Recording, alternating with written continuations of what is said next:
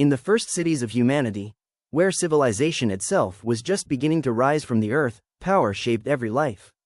Across the fertile lands of ancient Mesopotamia, towering temples reached toward the sky, and kings ruled in the name of the gods, entrusted to bring order, balance, and justice to their people.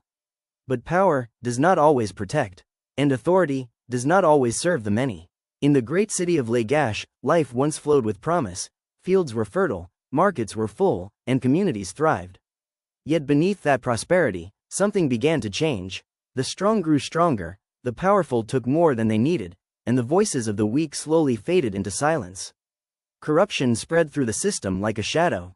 Officials abused their authority, priests and elites demanded more from those who had the least to give. Families struggled, widows were left without protection.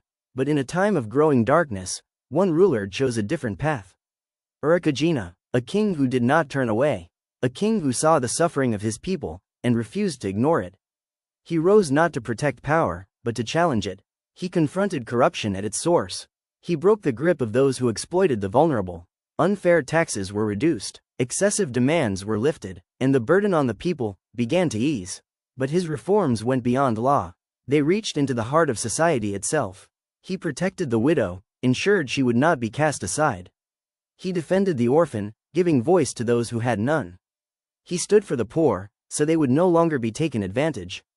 For the first time in generations, fairness was restored.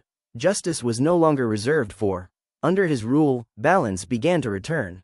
Not through force, but through principle. Not through fear, but through justice. He placed fairness above wealth, and dignity above power. And in doing so, he left behind something far greater than a kingdom.